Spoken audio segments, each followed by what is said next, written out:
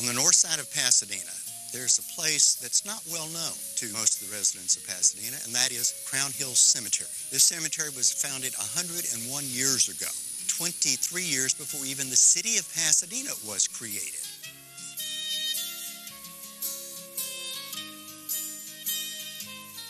The community at the time, this is before city government, so we had the Baptist church, we had the Methodist church, and we had the school system. And these were sort of the governing bodies of the community.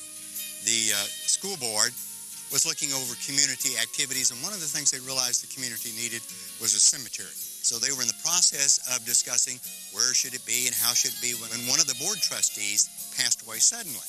And so it sort of galvanized everything, and they immediately went down, acquired the land from the estate of J.H. Burnett.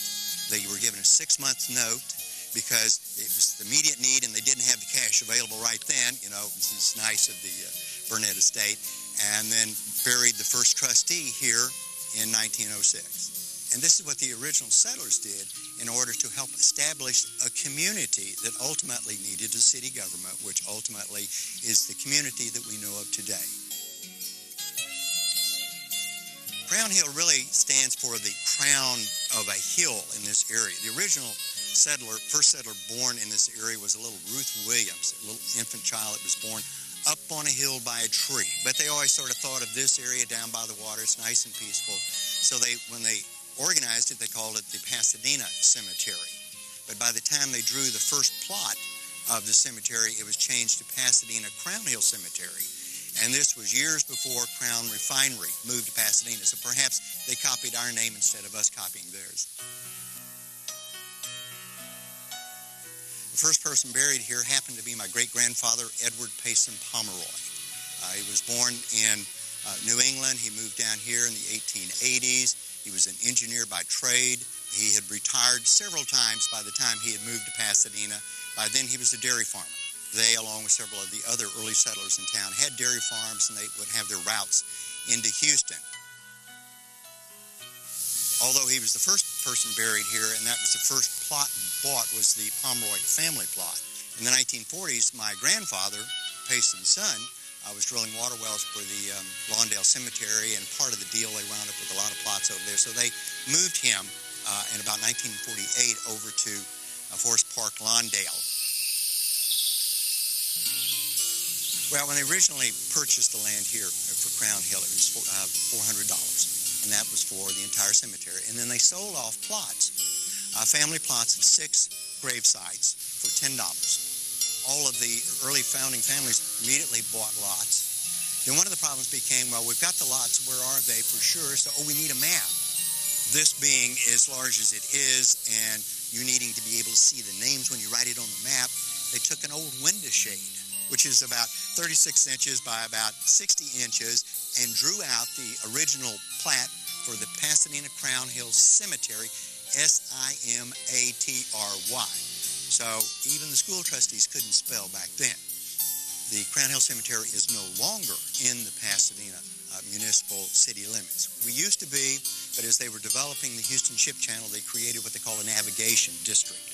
And that is like 200 yards on either side of the ship channel, which encompassed Crown Hill Cemetery. So this is in the navigation district.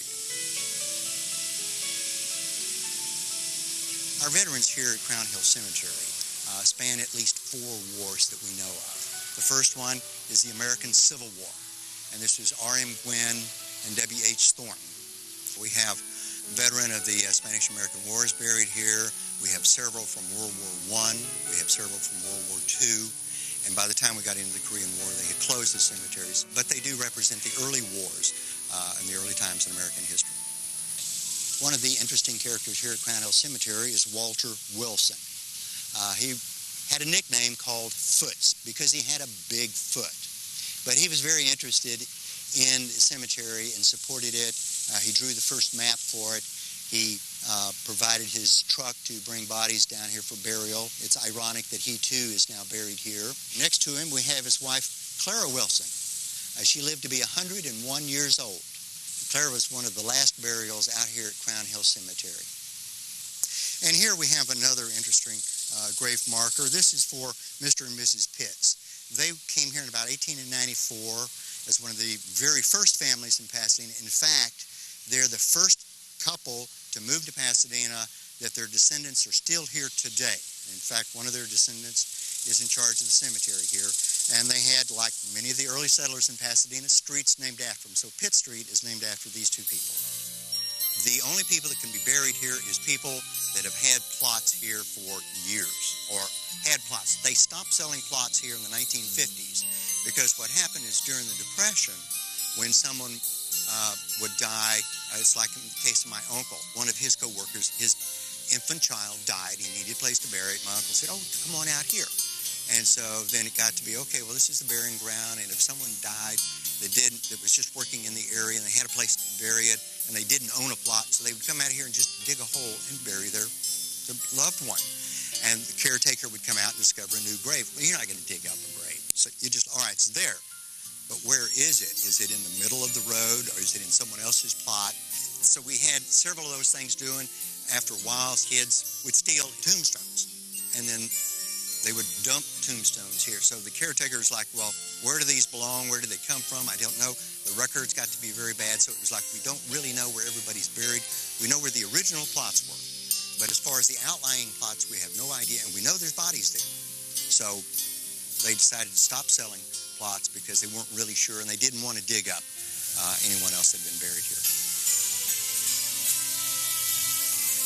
Crown Hill Cemetery is historical, not only because of its age, but we have a Texas Historical Commission marker identifying it as an important Texas heritage site because of the significance of it being the founding community and the founding people being buried here.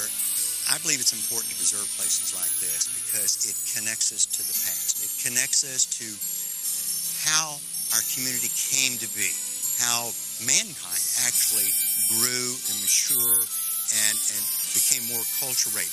When they originally started the cemetery, there was no electricity, there was no TV, there was no cell phones, no one had a Walkman. None of those things existed. And to show that this is where the settlers took the responsibility. They said, hey, we've got this farming land, we started a school, we need a cemetery, and they took responsibility for providing the things for themselves. And so this self-sufficiency, I think, is a very important issue. And then, of course, roaming among the tombstone out here, besides the genealogist loving it, okay, is that you get a sense of, oh, wow, Blakesley, I've heard of that street. Oh, Pomeroy, I've crossed that street. Shaw, oh, yeah, I know Shaw Street. So it connects people back to the community.